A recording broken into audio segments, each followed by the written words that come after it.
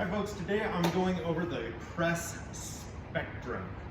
We're going to start off with the most challenging variations of the press, at least with the conventional bell position, and progress to the variations in which a heavier and heavier weight can be lifted. So I'm going to start off with the strict press. The strict press was actually a barbell lift and a dumbbell lift contested in the first modern Olympics. There were one-hand and two-hand versions of all of the lifts contested. So snatches, presses, jerks, all the overhead lifts were covered in a one and two-hand variation.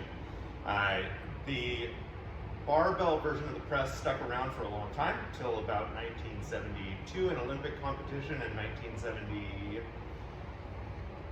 or 5 in international competition, after which judging it became more of a political maneuver than an honest judgment of the lift. At any rate, that's not the purpose of the post. So today we're going to go over the press continuum. We're starting with the strict press. Here we go. So I'm going to clean the bell up in whatever way I want. I'm going to bring my heels together and my non-pressing arm to my side. I'm going to keep my spine in line with the midline of my body, and I'm not going to do any deviation there. And I'm not going to increase my degree of lumbar or thoracic extension as I press. So from the front, the strict press looks like.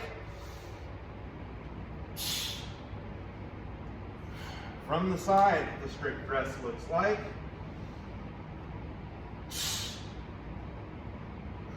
There is no change in body angle or spinal position as we're doing that press. Next, and usually you can do this with a slightly heavier bell, we'll go with just the press. So the press is probably what most people picture. There's no requirement to have the heels together. There's no requirement to have the free arm glued to the side. A little side bend is allowed. A little back bend is allowed, as long as neither of those are excessive or potentially injurious. So here's the press. Clean the bell up. Free hand can be wherever it needs to be for me to be strong. I might even get a little hip shift over to the side that's doing the pressing to wedge myself under the weight. So there's my press.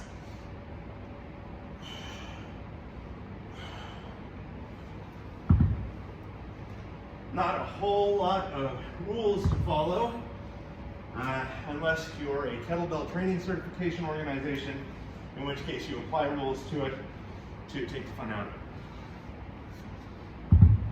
Next, we've got either a slightly linear version of the press called a side press, or we've got a slightly ballistic version of the press called the push press. So in the side press, I'm just going to allow myself, although I'm keeping my legs straight, to lean sideways a little bit more as I perform the press. So it's like I'm getting myself underneath the weight to start it going. In the push press, I'm going to use a little bit of leg drive, a quick little dip back into the heels to start the movement, and then lock out with a straight body with the bell overhead. In both the side press and the push press, slightly heavier weights can be used typically than in a regular press. In the regular press, slightly heavier weights can be used than in the strict press. Finally, we've got either a more sideways version of the press in the form of the bent press, or a kettlebell jerk in which the leg drive occurs twice, once on the way up, and then there's a little squat under, and then once to recover. So either a lot of ballistic or a lot of bend, and you're going to be able to get a significant weight up. With the bent press, oftentimes you're using a heavy enough weight to have to clean with 2 hands. There's a side rack, some rotation, big air in, a forward fold, under the bell, a squat under, and a recovery. It's a very technical lift. The jerk is also a very technical lift, but I feel like it's a little bit more manageable for most folks. Easier to get to.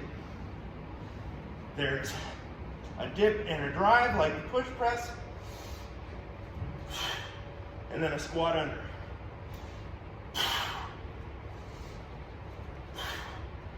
So that's the press spectrum.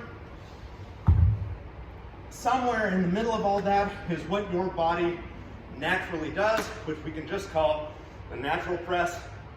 That's how you would get a big weight overhead when left to your own devices. So mine on the natural press